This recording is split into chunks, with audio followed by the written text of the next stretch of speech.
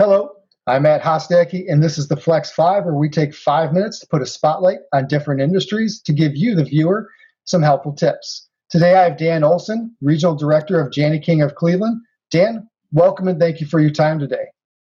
Hi, Matt. Good to be with you. So Dan, tell us about Jani-King of Cleveland. Who are you? What is your business? Who do you serve? Jani-King of Cleveland is a master franchisor for JaniKing International. We actually serve two customers. One is the end user who obtains our cleaning services. The other would be our franchisees, numbering about 200 in Northeast Ohio, who actually service the contracts that we sell. Excellent. So you guys have definitely been kind of at the forefront of the pandemic, I'm sure. So where does Northeast Ohio stand in terms of companies looking to bring employees back into the office? I'm sure you have a little insight into that. Yeah, it's really interesting. It's really soup to nuts. We've got some clients that didn't miss a beat. They stayed open through the entire pandemic. Obviously, healthcare and vital businesses. Some people did kind of that work at home or partial work at home, while others just completely left their places of business. So that was it going in. Coming out, we're seeing a real critical point here where a lot of people are pushing to get employees back to the office. So there's lots of discussions going on around that. So what are you seeing with companies that are trying to get back into the office? How are they getting it done? Well, it starts a lot of the time with front-end conversation. Hey, how do we do this? How do we make the workplace safe to come back to? So, namely, how do I clean better, disinfect more, things like that. So it's really a lot of conversations with specific clients to really tailor what they need to their needs coming back to make their employees feel safe. Makes sense. So you guys are, obviously in the commercial cleaning business.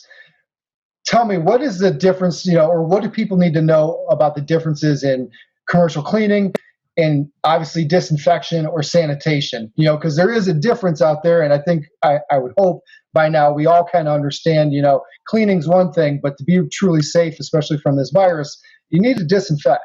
Yeah, absolutely. The first thing we would tell people is cleaning and disinfecting are distinctly different tasks. We first clean and then disinfect.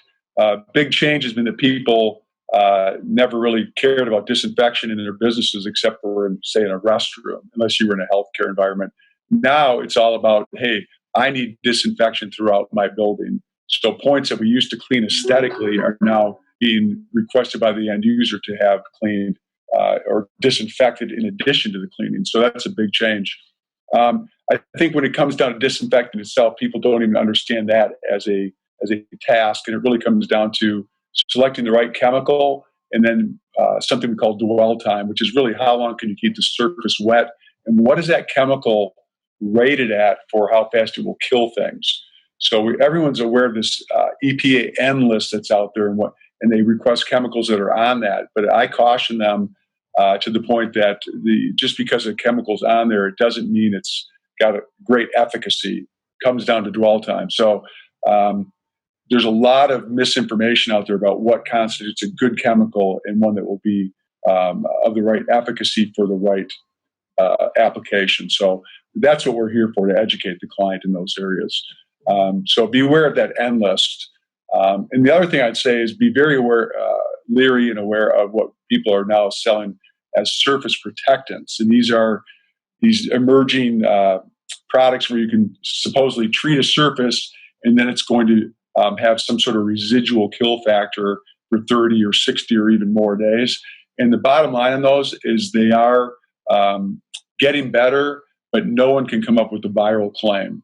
And that's what we're here to do, is kill viruses. So if someone waltzes into your office and says, hey, I've got this great product, I'll spray it on everything and you won't have to worry for a month or 2 months or a year, tell them, prove it to me, because they can't.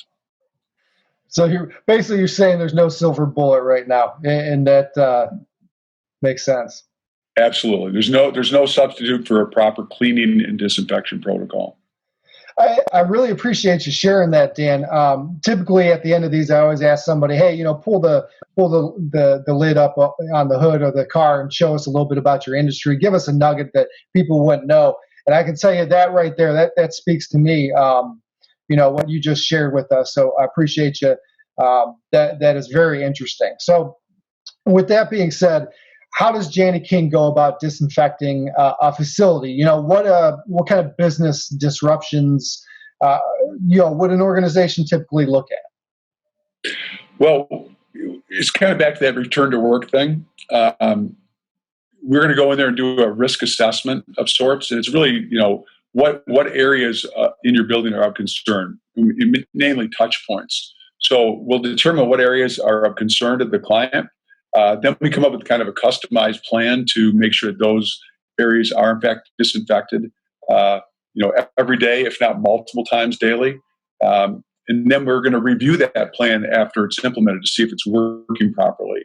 As far as disruption, some of this or all of it can take place with the cleaning after hours, so no one sees us.